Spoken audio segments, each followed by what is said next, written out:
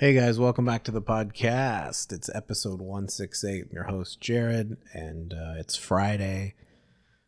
I said this before, I think, but the fall is like my favorite time of the year. So I'm excited to be in my new place, new city, and looking forward to all the fun stuff that's going to happen at the end of the year. So already, right, guys? It's like every 4 months, right? You're like, okay, well, here we go. So let's get on. Let's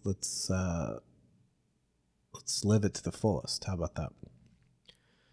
So I talked about in the past about the past, and it's been on my mind because I think we don't always think about what we're thinking about and what percentage, if we were to break it down like a survey, right? Like how much time do you spend, and then, fill in the blank, right? And it's not to be too dualistic, like good and bad, because I think that's how probably most people might like break it down, right? Like how many of your thoughts are good, and are you thinking about your spouse? Are you thinking about your friends, right? It's like, well, hopefully, yeah. You know what I mean? Like hopefully you are thinking about people that you care about, right? And of course, when you get close to people, there's conflict and there's things that people do that annoy you, and that makes you think about them even more, right? And you just can't get away from some people, right? So, but there's beauty in that too. Like, oh wow, I'm really, if I haven't thought about someone in a while, I feel like that's a God thing. I feel like that's the spirit prompting me to reach out to them and say, hey, how's it going? And possibly they might be going through a hard time, and that's why I haven't heard from them. And then, not that I'm like the savior of the situation, but glad that I took some action to see how they're doing. I think that's healthy. The past is a force, and if you were to break it down, we can spend a lot of time not knowing how to deal with the past. And I think the relation to bipolar, mental health, is that there's certain things in our journeys that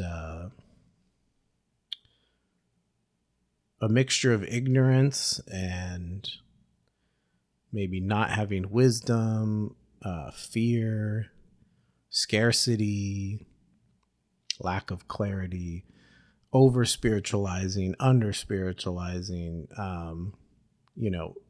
under emphasizing physical health, overdoing medication, blah, blah, blah. The list goes on, right?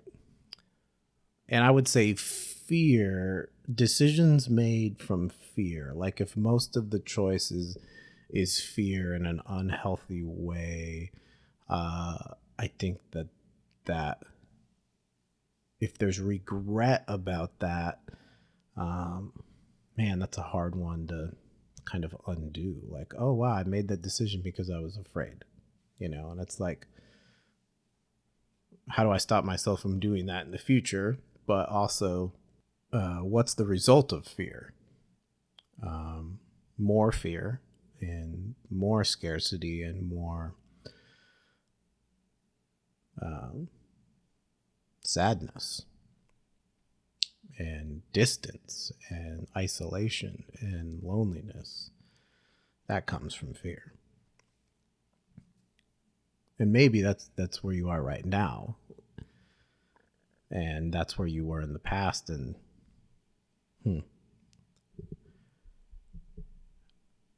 how do you stop being afraid? So the past is something that is influencing you right now in your subconscious, and if it wasn't dealt with yesterday, it's right in front of you right now. That's how the mind works. All right, not an expert here in the brain, but the loops that we find ourselves in, as I've quoted my friend Jacob, who, uses the Matrix as a good example of that, right? These endless loops that people are in. If you saw the last Matrix movie, which was all right, there was like this real long scene where the guy who was kind of like the Agent Smith guy of the new movie was saying that, loops and endless loops, talking about like society and people. And I think that's a brilliant thing that those guys have gotten right. That how do you get out of the loop? How do you have the courage to have a new story? So the new experience is from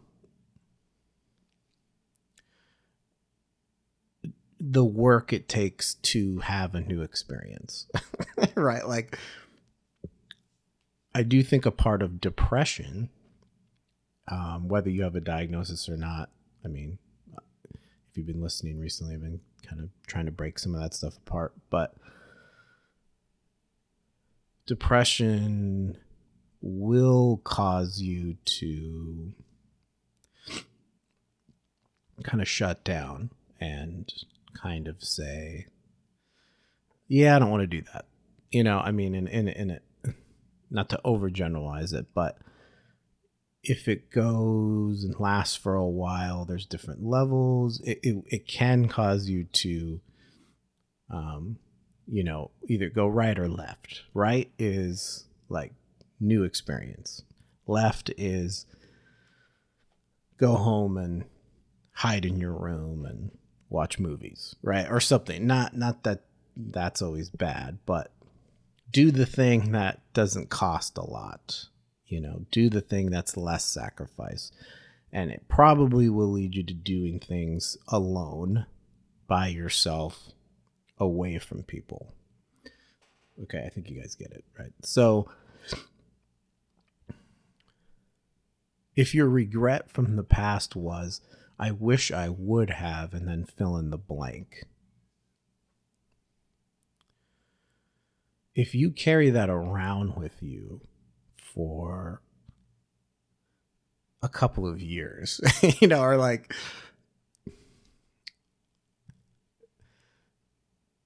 a couple of years, right? Or a while, or I mean, just a while, right? It's like, that's a weight. That is, I'm not trying to speak from a place of like, I have this figured out. I think I'm talking about this because this is what, this is a real part of my journey and a thing. And it's like, wow, I spent a lot of time trying to go back to Pasadena, where I met this doctor, November 2008, and he over medicated me, and it's been a huge part of my story. And so it's okay to bring it up, and when I do my NAMI stuff, I bring it up, and then I think, why don't I just rewrite my story? Why can't I do that? So it's been a part of my identity, but it's also a part of the past, but it's also a part of my present because it keeps coming up. You see how that works? So suppression or repression or pushing it away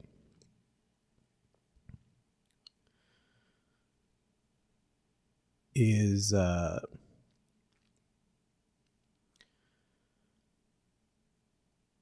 doesn't work very well. So what do you regret that you can't change? But what you can change is what you do right now. And if you change what you're doing right now for 21 days to break a habit, 40 days to solidify it, like any amount of time. I mean, I think it takes more than like a day, but for the next couple of months, for Jared's favorite part of the year, the next 4 months, if you change Here's a scripture that's kind of weird. Philippians 3, Paul's talking about the past. He says, I press toward the goal. Where is it? Verse present. I do not count myself to have apprehended, but one thing I do. It's not the only thing he does, but one thing he does. Forgetting those things which are behind and reaching forward to those things which are ahead. So Paul's story is like he was killing people, right? He was literally killing people, not like he was mean to them, right? Like not like killing people with words, okay? He was literally killing people. He was literally angry. And so that got redirected. He got transformed, he changed, and that tenacity he had to kill people got redirected into doing some stuff for the kingdom, like making a real big impact, because we're still talking about Paul thousands of years later, right? I don't think that when I leave a conversation, people are talking about me. I mean, maybe they are for maybe like 10 minutes. Keep me humble, guys. Keep me humble, right? So I hope that people would talk about me, right? Have you ever like had this thing happen where like, you know, you see someone and you kind of know them, and then you go, oh, I was just talking about you the other day, right?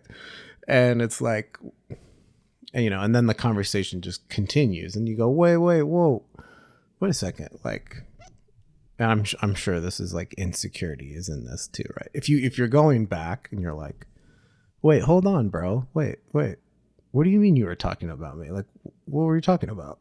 You know, like, oh, we were talking about how great you are. It's like, well, duh, everyone wants to hear that. But what if it's like, you know, oh, we're talking about the one time where you were late, you know, or something. You're like, what the heck? That's what you were talking about, you know? So I think we wouldn't just brush past it, right? We wouldn't just be like, what were you talking about? So Paul is saying something that is really interesting, because I think this is really hard to do, but I do think it's possible. Okay, and those are the kind of conversations I want to try to have more. What's possible here, guys? Is it actually possible to forget? Because forgetting seems to be a negative character defect, right? Like forgetting what someone tells you is like offensive to the person that told you the thing, right? Like if you were like, hey man, I wasn't listening for the last 15 minutes that you were talking, right?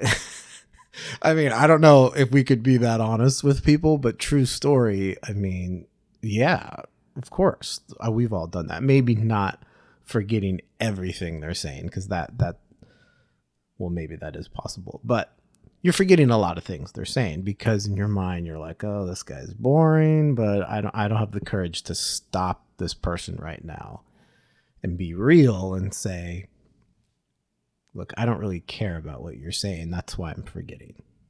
Right. You're not important. I'm thinking about myself. I'm in my own head. I'm not thinking about you, but I'm not brave enough to leave this situation. Right. So I don't, like, Paul is saying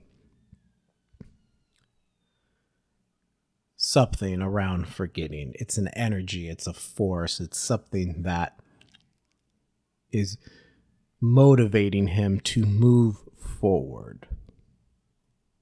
He's refusing to be controlled by the things that have happened in the past. And as I think I read in some theology J.I. Packer book, I think, Knowing God, he was like saying something that this idea is that Paul is also he's forgetting good and bad, right? He's letting go of killing people, and he's also forgetting about the good stuff too. So I think that a lot of mental health conversations along the lines of what I've been talking about with permanence and language and repetition and diagnoses and normalizing things and repeating. It's kind of like a self-serving, victim-y narrative that we all have, which is where we say is the painful things, the suffering, the bad decisions, and the things and the abuse and the stuff that's been done to me. And I'm not trying to be dismissive of that stuff, because there's different levels to things, especially if you use the word abuse, and there's trauma. So I'm not trying to gloss over that, because I don't think you can gloss over a lot of that. But what we've been through in the past is a real deep part of who we are. I mean, it seems to be logical, right? And I know there's probably science behind this, like The Body Keeps the Score, which I've only on Audible listened to like a little bit of that book. But we keep it in our body. Anxiety and depression can be very much symptomatic of nothing to do with chemicals and a lot more to do with the past. But there's a line where we also don't want to get better.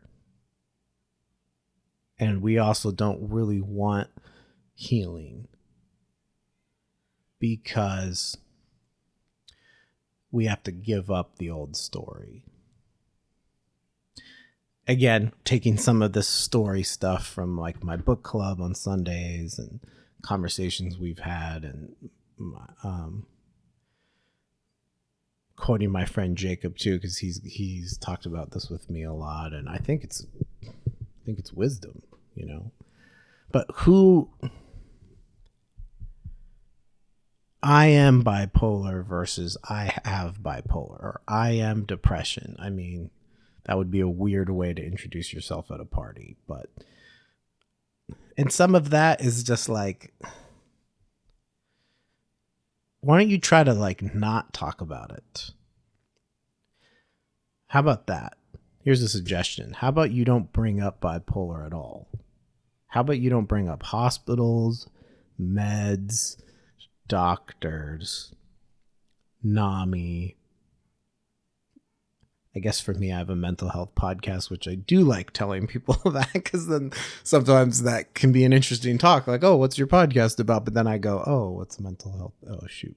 Okay, so what if I just didn't bring up any of that? But it's made you who you are. Yeah, but what if who I am is different from these things? What if the goal here is to stop talking about this stuff? So I was at a small group, I think last summer, with my church, and it was a group that I didn't like normally go to. We were doing this cohort thing. I remember, and I'd been to groups before, so I wasn't like surprised by like the structure or something, but it was like half the people in there didn't really probably know me, and some people knew me better, right? So I remember when I shared like the check-in time, I was like, yeah, I'm just like still talking about anxiety and depression, and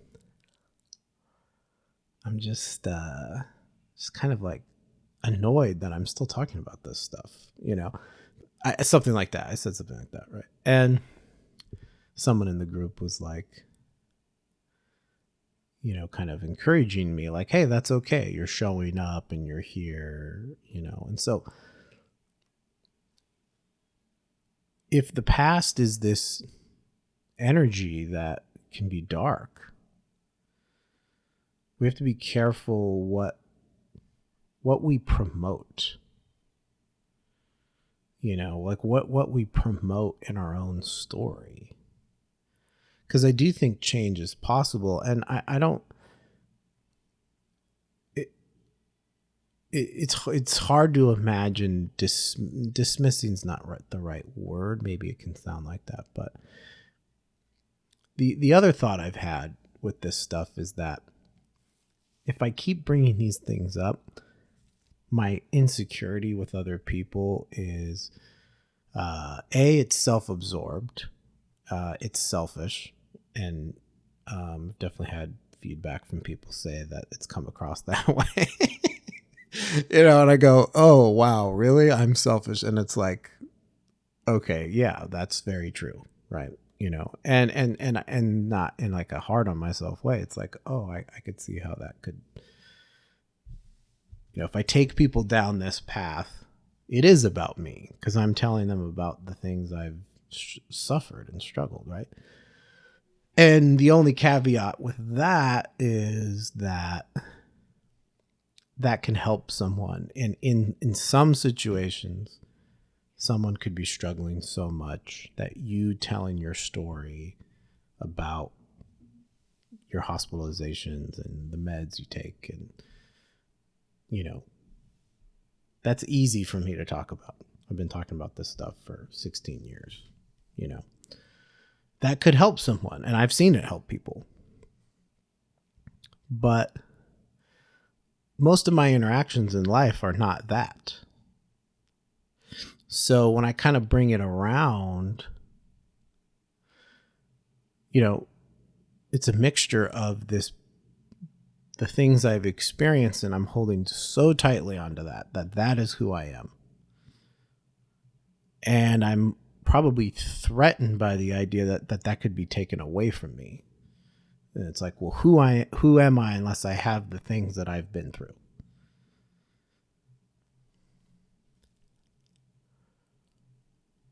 Is that what God has for me? I mean, is that what God is in his mind? I don't know if God has a mind, but I mean, the mind of Christ, whatever, like God, who we don't really know much about, like so big and so powerful, especially if you just read the prophets, right?